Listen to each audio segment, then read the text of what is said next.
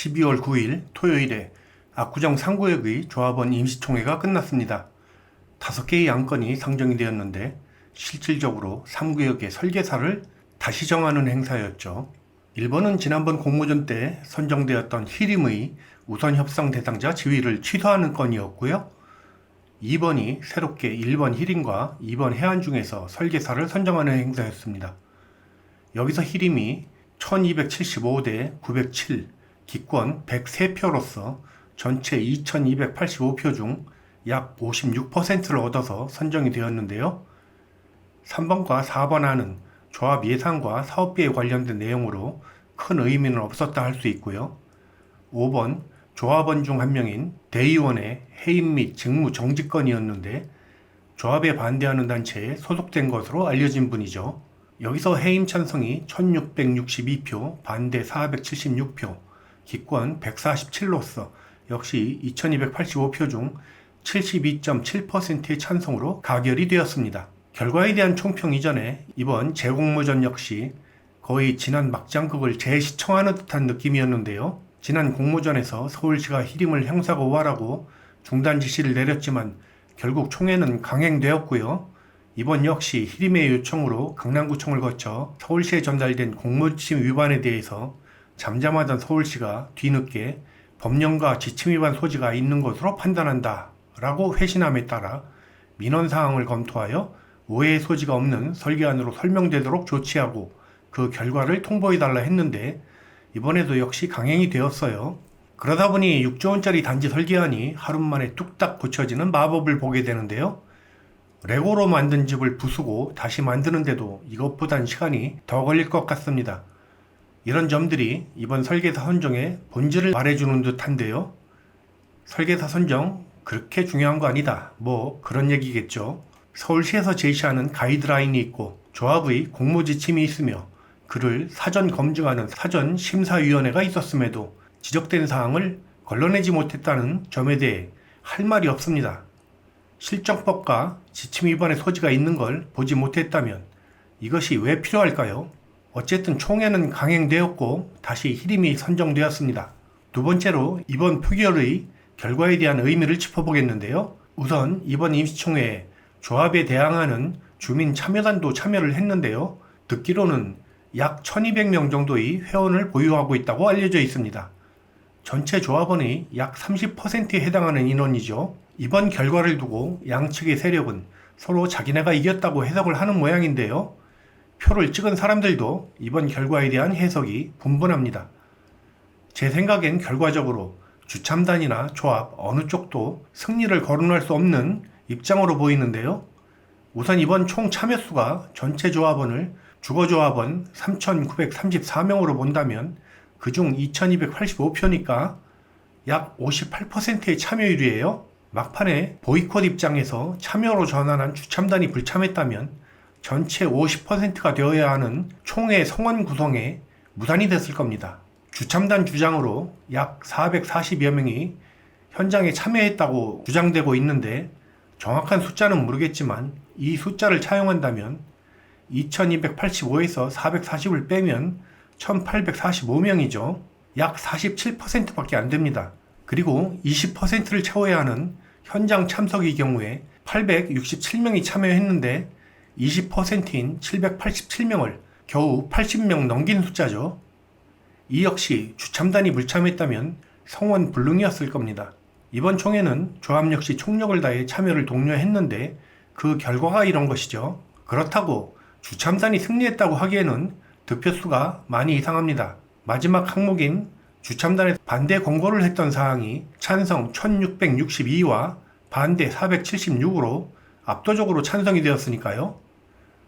주참단의 권고가 제대로 먹히지 못했다는 증거입니다. 이번 총회 결과에 대해 저는 이렇게 생각을 하는데요. 준주고 주상복합안을 들고 나온 안에 대한 반발로 그 반대사가 선정이 되었지만 그것은 조합이나 주참단의 뜻대로 된 것은 아니었다. 극혐하는 안에 대해 직접 관련이 있거나 저런 건 해당 안 되는 나라도 반대하겠다라는 사람들이 투표한 결과라고 생각을 하는데요. 주참단은 동질적인 요소를 가진 사람들의 모임이지만 그 주장을 합리적이고 조직적으로 이해시키는 데는 실패한 셈이고요. 조합으로서도 소기의 성과를 거두었다 말하기엔 민망한 일이죠. 특히 가장 찬성이 많았던 조합 예산안의 찬성이 1832표인데 이것은 전체 조합원의 46.5% 정도에 불과합니다. 상구역의 다음번 행보는 추정분담금을 산정해서 통보하고 정비계획안을 수립해야 하는데요. 정비계획의 수립은 3분의 2, 즉 66.7% 이상의 찬성을 얻어야 합니다.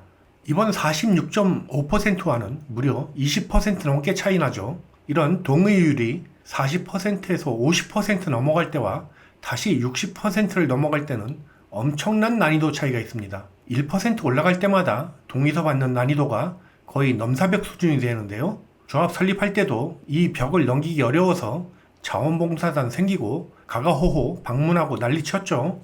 따라서 앞으로 현재의 안이나 크게 다를 것 없는 안으로 밀어붙일 경우 다가올 고난이 눈에 선하게 보이는 듯한데요. 압구정 상구역은 지금 상당한 위기 국면입니다. 그럼 이러한 국면을 타개할 대책이 무엇인가 하는 건데요. 여러 번 설명을 드리지만 이번 상구역 신통안은 서울시가 한강 보행교에 집착하면서 그것을 위해 준주거 지역을 넓히고 그 대가로 추가적인 기부 체납을 요구한 것이 문제의 원인이라 생각되는데요. 대가로 받은 준주거 지역이 일반 분양에서 상업용도로 또 단지를 덮어서 외관상 같은 도지로 보이게 하는 등 계륵 취급을 받고 있죠. 또한 이번 공모전엔 보행교가 그림에서 빠졌지만 신통기획에는 엄연히 살아있어요. 이것을 바로잡지 않고는 상구역은 답이 없습니다. 제자리 재건축이라는 워딩 속엔 1대1 재건축과 독립채산제의 개념이 숨어 있는데요. 상구역의 모든 토지나 면적을 같이 나누고 또 특정 차수에게 강변조망권을 우선 부여한다면, 그리고 만약 처음부터 그렇게 한다 했다면 상구역은 지금까지도 추진이나 조합도 설립되지 못했을 겁니다. 강변동 외에 누가 그걸 찬성했겠습니까? 그래서 그걸 보완하기 위해 나온 게 1대1 재건축인데요. 상구역은 오랜 기간 대지지분에 의해 거래가 되던 지역이었습니다. 추진위가 설립되고 제자리 얘기가 나오기 전만 해도 말이죠. 13차 36평이나 4차 44평 그리고 6, 7차 지역이 대지지분이 많은 관계로 선호되던 지역이었습니다. 그것이 한순간에 휴지 조각이 될 수는 없습니다. 지금 차수별로 극한의 대립 양상이 된 것은 이러한 원칙이 흔들리면서 발생할 수밖에 없는 문제점이 드러난 것뿐입니다. 상구역이 이런 상황에서 더 나아가기 어렵고, 그래서 다시 차수별로 평형계획을 다시 세운다면 이번엔 강변동에서 반대가 늘어날 겁니다. 현재의 신통안으로 평수가 거의 못 늘거나 줄어드는 세대가 있는 상황에서 비강변동은 평수가 다소 늘어나겠지만 강변동은 더 쪼그라들게 되기 때문이죠. 그러니 강변동 분들도 지금 일정 부분 착각을 하고 있다 할 수 있는데요. 원래 내 것인 것을 빼앗기는 기분을 느낄 수 있죠. 그럼 비강변동 분들은 어떻겠습니까? 그분들이 그간 느낀 상실감의 일단을 이해할 수 있을 겁니다. 이러한 것들을 타파하는 방법은 하나뿐입니다. 현재 벌어지는 극단적인 면적 챙기기는 서울시의 요구가 발단이 되었다고 생각이 되는데요. 상구역 신통안을 폐기하거나 그에 준하는 전면적인 수정이 있어야 한다는 것이죠. 이번 안에서마저 보행교는 숨겨진 디폴트입니다. 그거 건드리려면 재건축은 꿈도 꾸지 말라는 말이 귓가에 들리는 듯하죠. 그런 서울시의 수건사업을 상구역에서 해결해 준다면 각종 특혜를 받아 마땅합니다. 그런데 불이익이라뇨?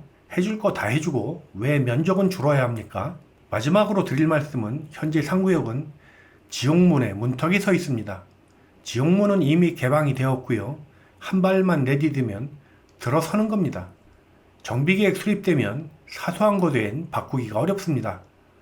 이미 조합원들 일부에서는 셔플링이나 추첨해야 한다는 말도 들리고 있죠. 상구역은 오랫동안 제자리와 1대1 재건축을 모토로 공감대가 형성이 되어 있는 단지입니다. 이제 이 기본 합의가 흔들리면 마구니가 풀려나는 거죠.